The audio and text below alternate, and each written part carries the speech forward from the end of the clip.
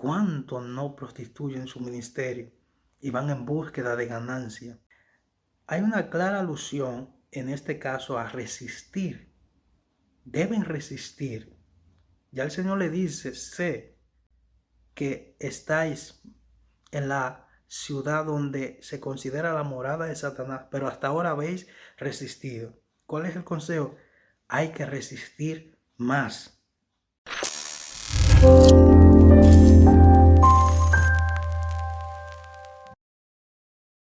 Dios te bendiga de manera especial. Señor, Dios de los cielos, bendiga tu vida, tu hogar, tu familia, todo. Quiero agradecer al Señor la oportunidad de poder disponer este tiempo, este espacio y compartir lo que a mi juicio es lo mejor, la palabra de Dios. Siempre escuchar la palabra de Dios es una experiencia agradable, buena y que añade y suma a nuestras vidas.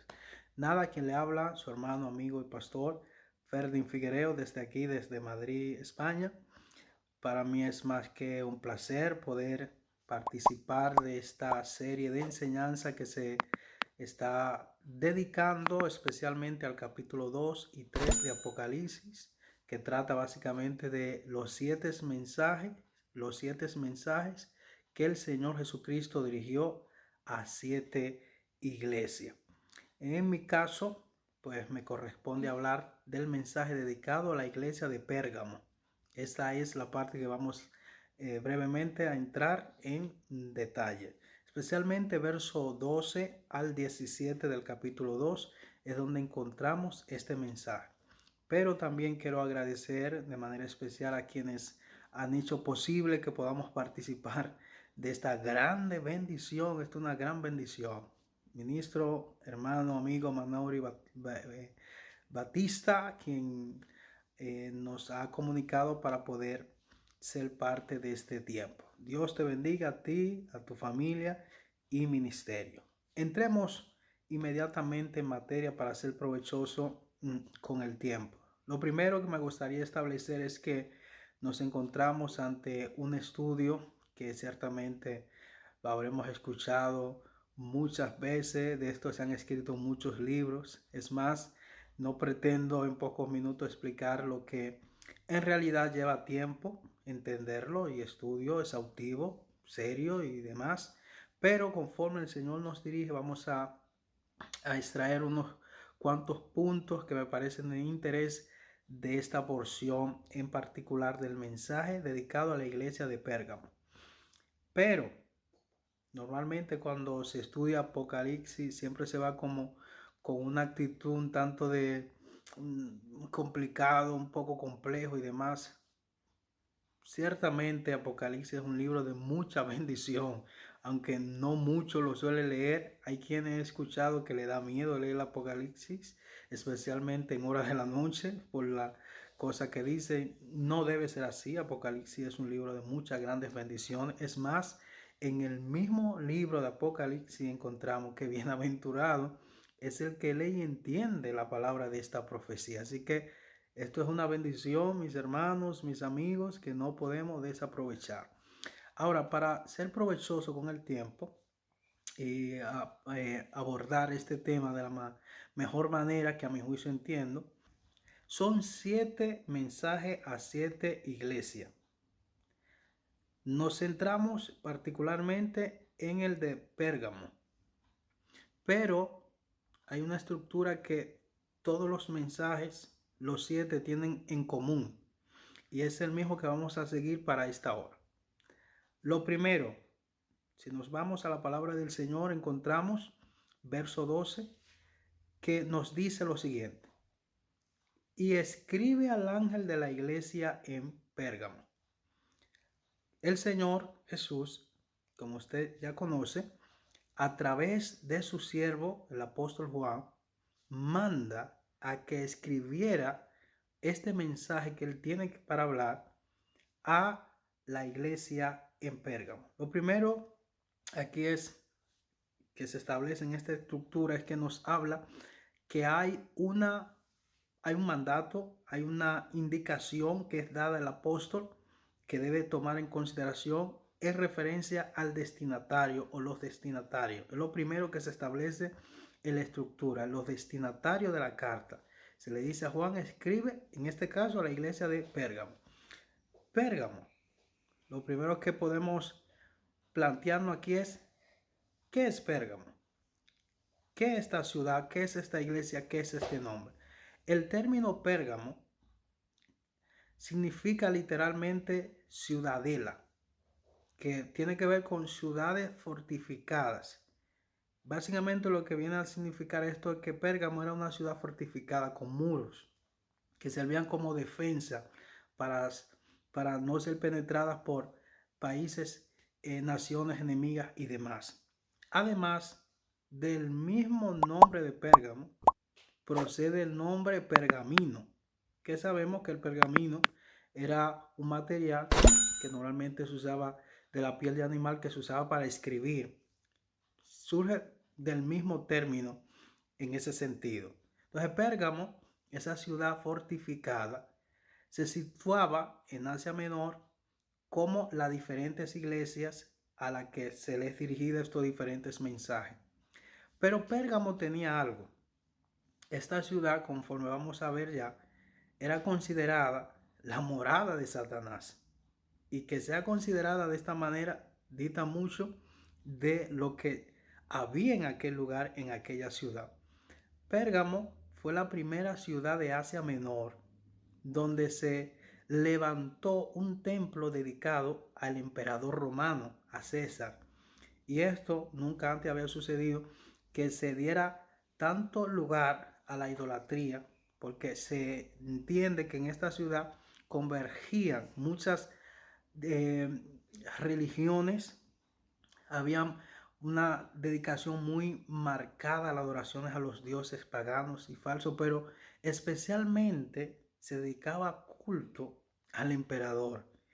Y por esa razón, conforme leemos en el verso número 13, el Señor identifica esta ciudad como la morada de Satanás, porque había una adoración muy marcada a lo que es la adoración al hombre. Y Satanás, sabemos que llega a esa posición de ser llamado porque él quiso tomar la gloria que no le pertenecía, y lo mismo propuso a Adán y a Eva.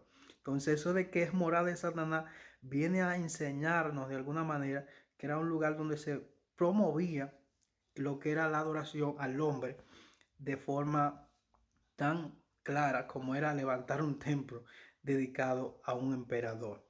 Dicho esto, esta es la poca información de las muchas que pudiéramos dar en relación a Pérgamo. Entonces, lo primero que vemos, que se identifica el destinatario de esta carta como mandato del Señor a través del apóstol Juan. Ahora, lo siguiente que notamos en el verso número 12 es que se nos dice, el que tiene la espada aguda de 2 filos, dice esto. Esta misma parte, esta segunda, este segundo elemento dentro de esta estructura, de este mensaje, que quiero reiterar, que es igual para las diferentes iglesias en sus diferentes mensajes, viene a poner de manifiesto quién es el autor intelectual de todo esto. Porque esta carta que Juan el apóstol está escribiendo y dirigiendo a estos destinatarios Pérgamos, a lo de Pérgamo, tiene el propósito de establecer ciertos parámetros, bases y demás que deben ser atendidas y observadas para ser obedecidas. Pero ¿en nombre de quién? Esta carta, ¿en nombre de quién iba? En nombre de aquel que, como se dice aquí, tiene la espada aguda de 2 filos. Si leyéramos en el capítulo 1, vamos a darnos cuenta que se hace referencia de que Jesús, de su boca sale una espada aguda y con ella él establece justicia y juicio y se muestra como quien tiene autoridad. Entonces, en ese sentido, lo que vemos aquí es que hay una clara referencia a que quien está escribiendo en última esta carta y quien está mandando a que esta carta sea dirigida a estos destinatarios no es cualquier persona, es aquel que tiene el poder, a quien pertenece la prerrogativa de ser considerado la mayor autoridad. Ese es nuestro Señor Jesucristo. Básicamente lo que pudiéramos decir, quiero insistir, de esto se puede decir mucho más, pero centrémonos en estas partes que a mi juicio, insisto, me parecen importantes.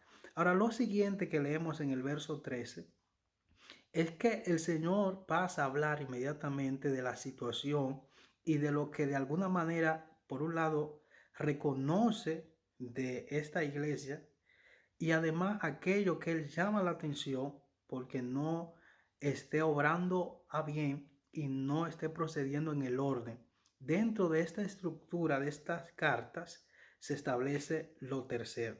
Lo primero es el destinatario, lo segundo es el autor intelectual, en este caso el Señor, y lo tercero que vemos en esta estructura, que esto es aplicable a los demás mensajes y cartas que son dirigidas, es que Él observa y manifiesta el conocimiento que tiene de los destinatarios. Entonces, ¿qué nos dice aquí? Nos dice el Señor, yo conozco tus obras. De entrada, sé quién eres, sé todo de ti.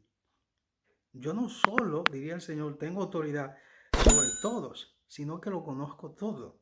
Sé tu proceder. Esto no es en términos de juicio, más bien en términos de cuidado y de que Él tiene la capacidad de conocer todo el esfuerzo, la dedicación, su bien proceder, su mal proceder. El Señor lo conocía todo y es lo primero que el Señor Jesús busca que esta iglesia tenga en conciencia, tenga en mente, conozco todo. Si no se me escapa nada, lo sé todo de ti, sé todo lo que debo saber y aún más de lo que posiblemente ellos pensaba el Señor sabía.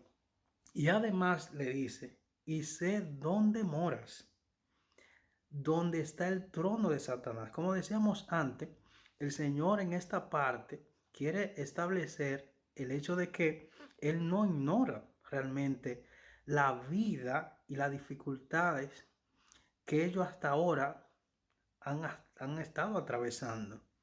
Esto me gusta del Señor, que Él muestra cuidado para con lo suyo. Y Él está manifestando el hecho de que Él no ignora que esta iglesia de Pérgamo le ha tocado ministrar y servir en un lugar de gran hostilidad espiritual.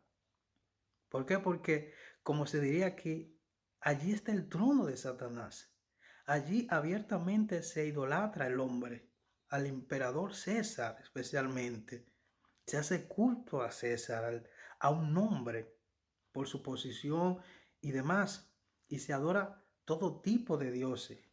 Se considera que aquí en Pérgamo se concentraban diferentes templos que rendían culto a diferentes dioses y de diferentes ciudades se viajaba para promover esto, para dar esos cultos y esas adoraciones idolátricas a estos dioses. Entonces el Señor le está diciendo, soy consciente de que estáis en un lugar bastante complicado en términos espiritual.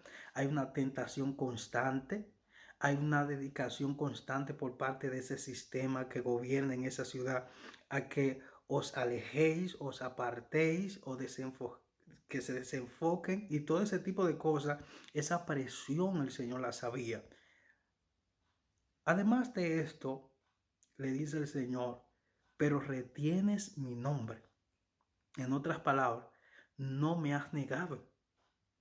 A pesar de que hay una tentación constante y hay una constante alusión a que me deben dejar para seguir otra cosa, os habéis mantenido firme, habéis puesto en alto mi nombre, no habéis renunciado a mí. Y el Señor admira esto de esta iglesia.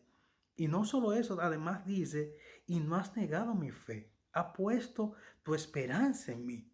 A pesar del ataque constante, a pesar de ese embate, a pesar de verse acorralado, con tanta presión, con tanta insistencia de ese sistema que abandones. Mira, hay otra forma de vivir la vida más libre. Se promovía en cierto modo el libertinaje en este tipo de sociedad y de cultura, Cuando se adora al hombre, se da lugar a todo tipo de libertinaje. Entonces ellos tenían la tentación de no vivir esa vida tan dedicada, tan centrada en hacer las cosas bien, cuando podían hacer lo que quisieran. Era básicamente esta la tentación constante en la que esta iglesia se encontraba allí en Pérgamo. Ni aún, interesante este punto, le dice el Señor, ni aún en los días en que Antipas, mi testigo fiel, fue muerto entre vosotros, donde mora Satanás. Es reiterada la referencia del hecho de que allí mora Satanás, porque el Señor quiere enmarcar en ese sentido que este era un lugar dentro de las demás iglesias que promovía la adoración pagana, especialmente la adoración centrada en el hombre. Y esto no hay cosa que el Señor deteste más, rechace más, que el hombre mismo se lleve la gloria de algo que no le pertenece. Y por eso entendemos el Señor enfatiza mucho el hecho de que ese lugar se prestaba para la adoración y ser el escenario en el que Satanás moraba. La adoración al hombre era algo que se tenía en mucho valor. Y fíjese que estas cosas son aplicables de alguna manera a nuestra actualidad. Pero quedémonos todavía meditando en esto que le dice el Señor a esta iglesia de Pérgamo. Hemos leído que el Señor dice, en tiempo donde Antipas, mi siervo fiel, mi testigo fiel, fue martirizado, fue muerto entre vosotros, vosotros presenciasteis cómo le era quitada la vida a este mi siervo fiel. Y hay que pensar en esto.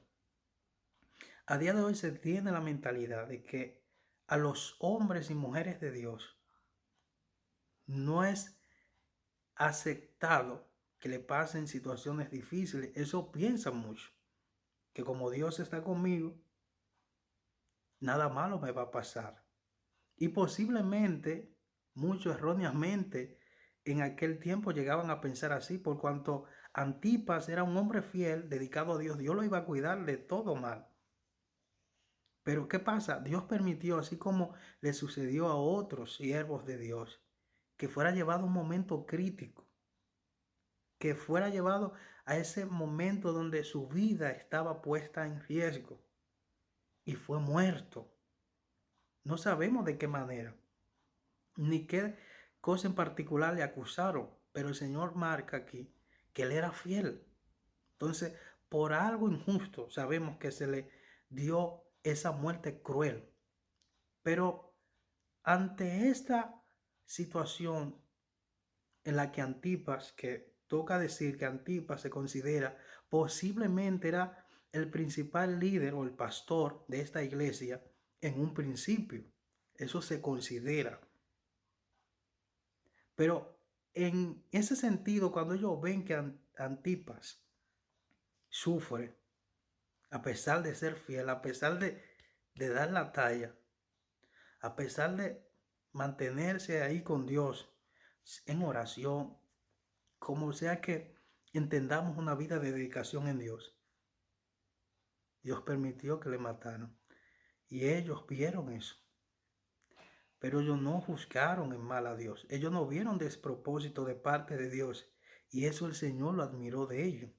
Ellos fueron capaces de mantener su fe y su confianza a pesar de que cosas como esa estaban sucediendo en medio de ellos. Y eso Dios lo admiraba de ellos. Y es interesante esta parte que debiéramos nosotros a día de hoy tomar conciencia. Porque nuestra mentalidad y por lo general está extendida la idea de que como siervo de Dios, decíamos antes, no me tienen que pasar en situaciones, ni enfermedad, ni escasez, ni nadie me puede hablar mal de nosotros, poner la mano, pasar una situación. Sí, a un cristiano le puede pasar y este es el caso de Antipas, como de muchos en la Biblia. Y lo que observamos y de alguna forma somos afectados indirectamente, nuestra actitud debe ser ¿de qué? De obediencia, de mantener nuestra fe, de no desistir, de no acobardarnos, porque ellos no se acobardaron. ellos mantuvieron su fe. Es interesante, la verdad, esto es interesante. Pero son humanos, no son perfectos. A pesar de esta dedicación, a pesar de esta valentía, dedicación, valga la redundancia, de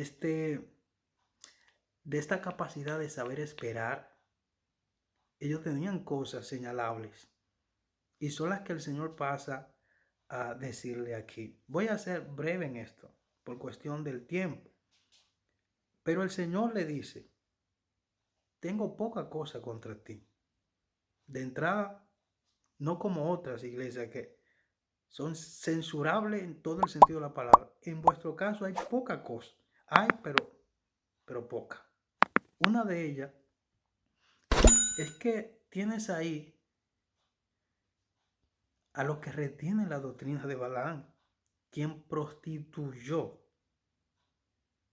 en pocas palabras, lo que era la obediencia y el ministerio profético que Dios le había entregado, y todo por ganancia material. Número, encontramos la historia de Balaam y Balac, aquel rey moabita. Tenían la intención de detener al pueblo de Israel en su avance a la conquista, conforme el Señor lo sacó de Egipto. Se alió con Balaam, vidente, profeta, para que hiciera algo para que este pueblo no avanzara y destruirlo. Balaam se prestó a eso porque había ganancia y influyó sobre el pueblo de Israel para que incurriera en pecado, proponiéndole a Balac que llevara entre los israelitas moabitas y ellas se mezclaran con los israelitas y comenzaran a hacer cosas que Dios había prohibido que no hicieran, lo que daría lugar al pecado, y la presencia de Dios se apartaba entre ellos. Balaam promovió e indujo a Balac a que hiciera este tipo de cosas, y todo por ganancia material. Entonces, en Pérgamo habían personas que vivían en esa misma mentalidad, y el Señor le dice: tiene entre vuestros miembros personas que hacen las cosas prostituyendo lo santo y lo que yo le he dado. Se prestan a buscar ganar, a sacar provecho. Es una cosa que entiendo que esto también se refleja en nuestros días. Luego, por no detenerme mucho en este punto, tenemos también a otros que el Señor le dice en el verso número 15, y también tienes a los que retienen la doctrina de los nicolaítas, la que yo aborrezco. Los nicolaítas eran un grupo de personas, se considera, no quiero entrar en mucho detalle, la verdad, porque lleva más tiempo explicarlo, pero se considera que los nicolaítas, surge este grupo en nombre del diácono que fue escogido, Nicolás. Se especula que este al tiempo apostató de la fe, se apartó y demás. Son hipótesis e ideas que se plantean de esto, pero la Biblia no nos da más detalle que estos nicolaístas eran personas que hacían cosas que él aborrecía. Se considera que la práctica básicamente de este grupo de personas se trataba de lo mismo que los de Balaam, que seguían la doctrina de Balaam, promovían el libertinaje, el buscar ganancia deshonesta, se daba una libertad muy abierta a lo sensual, a la provocación, a la fornicación, al adulterio. Eso me suena mucho a la sociedad de hoy y al tiempo de hoy de la iglesia, en gran medida y en gran parte. Entonces, el Señor dice, tiene entre ellos este tipo de personas. Ahora, ¿cuál es el consejo? Verso 16. Y aquí es donde entra la cuarta cosa que se establece en esta estructura, como ya vengo explicando desde el principio, y es el llamado de Dios ante aquellas cosas que no se están haciendo bien, que deben tomarse medidas. El Señor le dice en el verso 16, por tanto arrepiéntete, pues si no, vendré a ti pronto y pelearé contra ellos con la espada de mi boca. El Señor le dice, es necesario que tomen medidas. No puede seguir eso así. Esto le falta que hagan. Arrepiéntanse. Y la pregunta es, si en gran medida un gran grupo no está haciendo lo que están haciendo los de nicolaístas, los de la doctrina de Balaam, ¿por qué todos se tienen que arrepentir? Porque la decisión se debe tomar en su conjunto. Eso no solo respeta la decisión del pastor y de 2 o 3 miembros, es la iglesia en su conjunto quien debe tomar esa determinación de sacar de en medio de su cuerpo aquellos que de alguna manera están influyendo para que se dé lugar a la promiscuidad, el pecado, la fornicación y todo este tipo de males. Jesús mandó y aconsejó que cuando alguien dentro de la iglesia no se corresponda, se diga a la iglesia y la iglesia en su conjunto tome la determinación de sacarlo. Yo como pastor o cualquier líder o cualquier predicador podemos hablar lo que entendemos el Señor nos manda decir. Pero mientras haya un pueblo que quiera escuchar todo tipo de cosas, habrán quienes se presten a hablar no solo de Dios. Por eso Pablo dice que llegaría un tiempo donde donde el pueblo amontonaría para sí maestros, con la necesidad de escuchar. No, el mal, la Biblia no solo lo censura de parte de los falsos, sino de parte también del grupo de personas de la iglesia y del pueblo que se presta a escuchar. Por eso el consejo es, dejen eso todo, tomen la medida del lugar, arrepiéntanse, apártense, identifiquen, aclaren entre ustedes realmente qué cosa no está procediendo en el orden que corresponde. Si no, entonces vendré pronto. El Señor habla de un juicio inmediato. Tomaré la medida pronto para que esto no continúe. Le doy el tiempo para que tome medida, pero de no ser así, entonces actuaré yo. Y el que Dios actuara, el que Jesús actuara, iba a dar lugar a que en ese momento del que el Señor haría juicio, sufriría mucho. Aún aquellos que no estaban en esa práctica de estos grupos, pero al permitirlo también se hacían partícipes.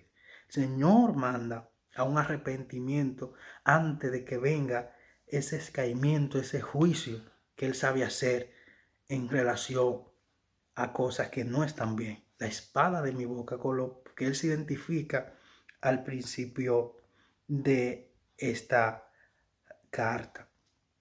Y ya por último, dice el verso 17, y aquí es la quinta cosa que se dan en la estructura de estas cartas. Y es que él habla de que el que tiene oído, oiga lo que el Espíritu dice a las iglesias. Claramente, esto último no solo es aplicable a la iglesia de Pérgamo, sino es aplicable a todas las iglesias porque se usa en término plural la referencia de iglesias. Es decir, esto va en referencia a las iglesias, pero ¿qué? Lo que el Espíritu está hablando, la iglesia debe atender a ello, no debe hacer caso omiso, no debe tomárselo insensiblemente hablando, debe tomar una actitud que con eventualidad corresponda a lo que se está esperando de ella. ¿Qué dice? Al que venciere, daré a comer del maná escondido, y le daré una piedrecita blanca y en la piedrecita escrita un nombre nuevo, el cual ninguno conoce sino aquel que lo recibe. Hay una clara alusión en este caso a resistir. Deben resistir. Ya el Señor le dice, sé que estáis en la ciudad donde se considera la morada de Satanás, pero hasta ahora habéis resistido. ¿Cuál es el consejo? Hay que resistir más. Por eso la Biblia enseña que la salvación es de aquellos que creen y que permanecen creyendo. Entonces, hay que vencer, hay que resistir, hay que combatir. Y esto es una cosa de todos los días. Y es la situación en la que ellos se encontraban constantemente. Hay recompensa para el que vence. Por un lado, le daré a comer del maná escondido. Es una clara referencia a Jesucristo, sin entrar en mucho detalle. Es decir, ellos gustarían de la bendición de Jesús, quien también le está hablando y dirigiendo esta carta. Ellos tienen más cosas para darle, conforme es a medida de su obediencia y de su entrega. Además de eso, no solo le daré a comer del maná escondido, también le daré una piedrecita blanca y en la piedrecita escrita un nombre nuevo.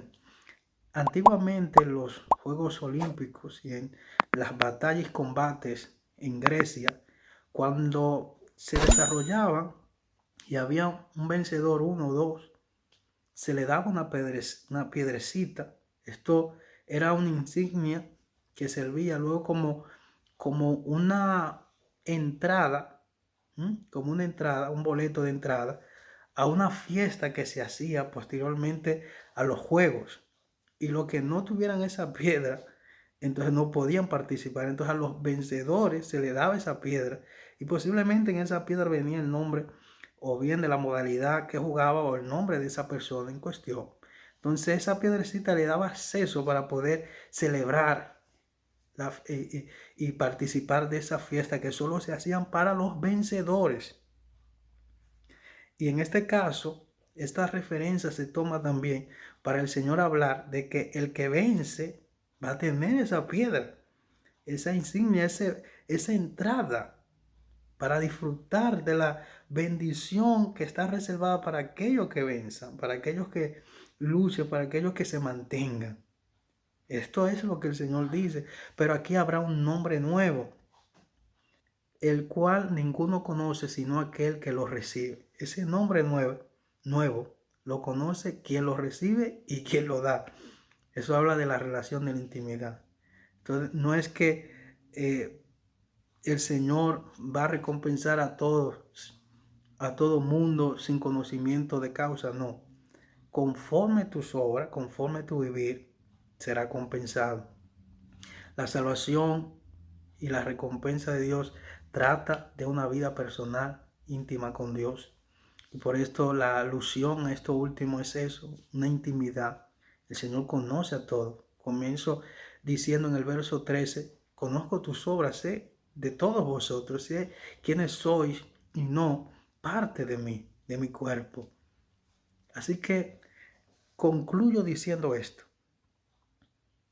Si uno extrapola esta palabra en términos de la realidad de hoy, es claro y evidente que hay muchas cosas aquí con las que nosotros debiéramos identificarnos. Por eso estas iglesias, aunque fueron históricamente reales, existieron, también representan las diferentes épocas y etapas en las que la iglesia de Cristo ha tenido que manejarse y ministrarse como se considera. Y además hay quienes consideran, y estamos en esa misma línea, que las diferentes iglesias o tipos de iglesias que se nos habla aquí en este capítulo 2 y 3 de Apocalipsis existen a la vez en diferentes partes en el mundo. Y tomando entonces en ese sentido esa idea, podemos decir que estamos en una generación que es altamente idolátrica.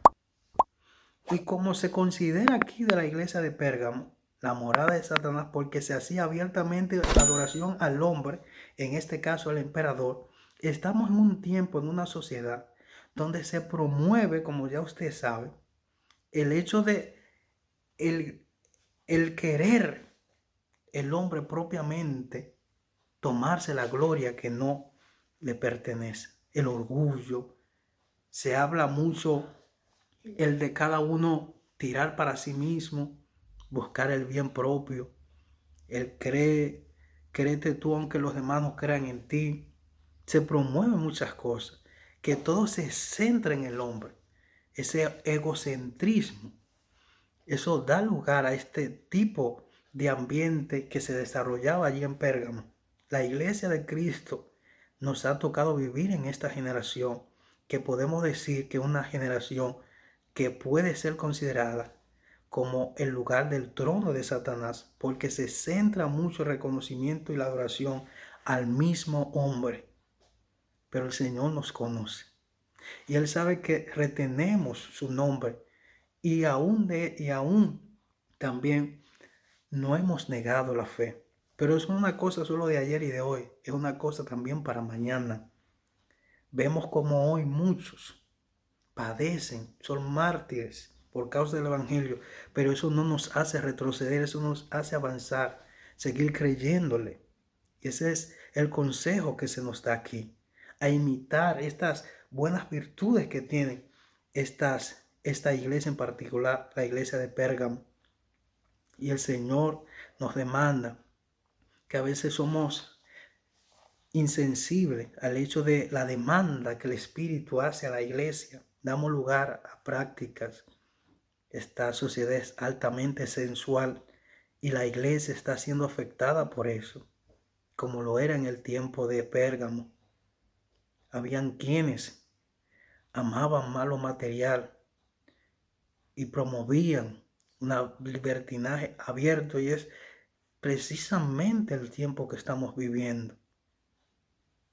Pero el Señor nos dice que debemos apartarnos de todo ello para que no corramos la misma suerte que aquellos que serán juzgados y sufrirán. Hay que luchar, hay que resistir, hay que vencer, porque si vencemos, se nos dice que comeremos del maná escondido, Jesús, viviremos una vida con Él. Y no solo eso, recibiremos un nombre nuevo. Y algo que me interesa, algo que me llama mucho la atención, y termino diciendo esto: cuando a ese ganador, vencedor en esos juegos y guerras y demás en Grecia, se le daba esa piedrecita que le permitía entrar a esa fiesta, cuando esas personas veían esa piedrecita, recordaban realmente lo del sacrificio que ellos hicieron para ser ganadores, no solo para participar en esos juegos, en esas batallas, sino más bien el hecho de que obtuvieron la victoria. Fue mucho sacrificio, fue mucho el dolor, pero obtuvieron la victoria. Y esa piedrecita les recordaba lo valioso y lo dedicado que fue el que ellos se esforzaran. Entonces el Señor nos llama a lo mismo, a resistir. ¿Cuántos no prostituyen su ministerio y van en búsqueda de ganancia?